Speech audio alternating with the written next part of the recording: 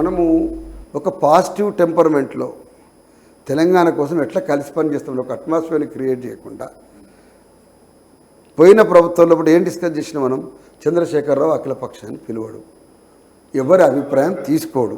మరి నువ్వేం తీసుకుంటున్నావు అన్నా? అంతే ఎంతసేపు వచ్చిన వాళ్ళల్లో నీకు సపోర్ట్ చేయమని చెప్పేసి సిపిఎం టీ చేసి నలుగురు కూర్చోబెట్టుకుంటే అయిపోతుందా? అది కాక అందరినీ కూర్చోబెట్టుకో. మోస్ట్ ఇంపార్టెంట్ తెలంగాణ తెచ్చిందని చెప్పేటువంటి పార్టీ ఏదైతుందో నువ్వు ఎంత తిట్టుకున్నా దాని హిస్టరీ దానికి ఉంది కదా. మరి నాకు పిలిచి కూర్చోబెట్టుకుని అందరిని కలిసి పని చేద్దాము, వైరుధ్యాలుంటే కొట్లాడదామని. అలా ఆయన పంజాబ్లో కేజ్రీవాల్ను కాంగ్రెస్ కొట్లాడుకుంటలేరండి, కొట్లాడుకొని ఇండియా కూటమి లేరా? మరి నీకేం కడుపు నొప్పి అవుతుంది? ఇక్కడ ఏం కడుపు నొప్పి అవుతుంది అంటున్నా. చాలా సీరియస్గా వచ్చి నడుతున్నాయి. పార్లమెంట్లో పోటీ ఎవరి మధ్యన అయింది మొన్న పంజాబ్లో? Only in between Congress and ఆ పార్టీ, అవునా కదా? But both are the forefront leaders of the India కూటమి, అవునా కదా? సో ప్రజలు కూడా రైట్ బయట ఏదైనా ఉండనే కానీ ఈ రాష్ట్రానికి సంబంధించి వీళ్ళిద్దరు రిప్రజెంటేషన్ ఎంత అవసరం ఉందో అంతవరకు ఇద్దామనుకుని రేపు రిజల్ట్స్ ఏమొస్తాయో తెలుస్తుంది. బట్ అవుట్ స్పోకెన్ బయటికి చెప్పిన విషయం ఏంటంటే వీళ్ళిద్దరి మధ్యనే ఉంటుంది తప్ప బీజేపీకి ఒక ఇంచు స్థానం కూడా ఇవ్వరని చెప్పేసి అన్నారు. మంచి నిర్ణయం కదా. మరి నువ్వు ఆ పని చేసుకుంటుంటే మరి తెలంగాణ పార్లమెంట్ రిజల్ట్స్ ఎందుకుంటాయి? గదగద దొరికి చచ్చిపోతారు కదా. బీజేపీకి ఎక్కువ వస్తాయి, బీజేపీకి ఎక్కువ వస్తే ఎవరు కారణం కాదు. కాంగ్రెసు బీఆర్ఎస్ నుంచి రావాల్సినటువంటి అండర్స్టాండింగ్లో ఉన్నటువంటి రాంగ్ డెసిషన్స్ ఎవడు కారణం కాదు కదా. మరి నువ్వు చెప్పిన ప్రకారమే నేను బీజేపీ రావద్దని గదగ వెనుకస్తాను, నేనేం లేను. ఎవరు మాట్లాడదలుచుకున్నా కూడా బీజేపీకి నువ్వు వ్యతిరేకించదలుచుకుంటే నువ్వేం చేస్తావు అనే దాని విషయంలో నీకు క్లారిటీ లేకుండా ఏమి ఏది పడితే అది మాట్లాడి వాళ్ళకి అవకాశం ఇచ్చి ఇప్పుడు మనం చేయగలిగేది ఏం లేదు.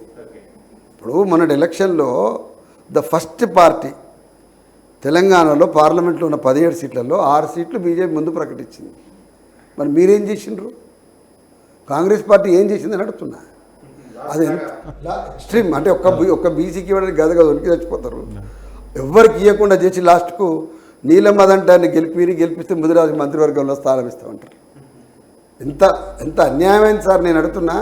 అంటే బీసీలు అంటున్నాను ఎంత అంటే నీ ఉనికి తెలంగాణ ఉనికిని ప్రశ్నించడం ఎంత దుర్మార్గమో అట్టడికి వరకు. తెలంగాణ వచ్చిందే సోనియా గాంధీ మాటల్లో చెప్పుకోవాలంటే ఈ రాష్ట్రం ఇస్తున్నదే సబ్బండ వర్ణాలకు 90% పైన కన్సిస్టెన్సీ ఉన్నటువంటి తెలంగాణ రాష్ట్రం ఇది, ఎస్సీ ఎస్టీ బీసీలది.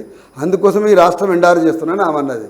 మరి అట్లాంటి ఆ పదాన్ని మనం ఇన్సల్ట్ చేస్తున్నాం కదా అంటున్నా, అవునా కదా?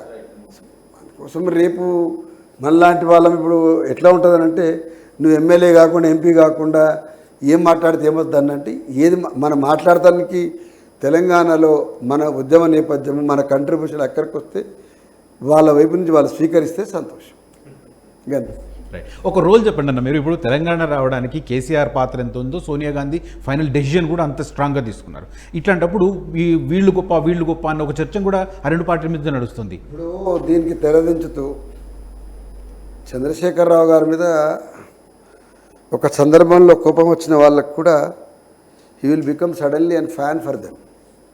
ఎందుకంటే ఆయన ఈడాడ వేదిక ఎన్నుకోలేదు, డైరెక్ట్గా ఫ్లోర్ ఆఫ్ ది అసెంబ్లీ లోపలనే చెప్పి it is the history nobody can deny it only because of Sonia Gandhi Telangana is there అన్నాడు.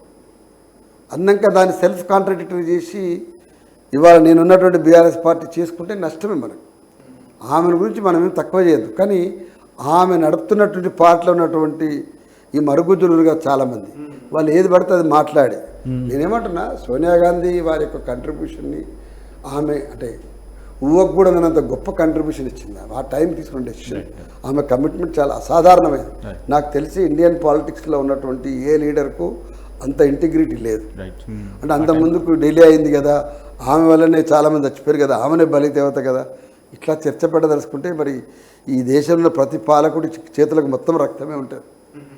అది ఎన్కౌంటర్ రక్తమా, బలిదాన రక్తమా, లేకపోతే శ్రమను పీల్చిన రక్తమా చెప్పడం కూడా కష్టం. అందుకోసం సోనియా గాంధీ కంట్రిబ్యూషన్ని మనం డిస్కషన్ చేయడం అంటే అనవసరమైనటువంటి బదనాం చేసుకునే వాళ్ళు.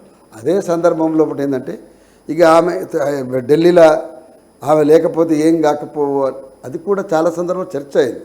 ఎవడో మనోళ్ళు ఎక్కువ ఆవేశంతో రాహుల్ గాంధీని చంపుతామన్నారు కాబట్టి ఇచ్చారని చెప్పేసి నేను చూసిన పిచ్చి మాటలన్నీ బంద్ చేయాలి, అన్యాయమైనటువంటి.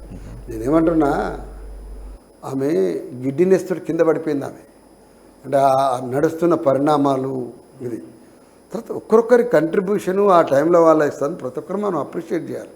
నేను మళ్ళీ వాళ్ళ మార్నింగ్ రిఫ్రెష్గా ఆమె సుష్మా స్వరాజ్ సంబంధించినటువంటి పక్కన నా పక్కన ఇద్దరు నిలబడ్డరు అని చెప్పేసి విజయశాంతి కేసీఆర్ పక్కన నిలబడతారు, ఆమె మాట్లాడుతుంటారు.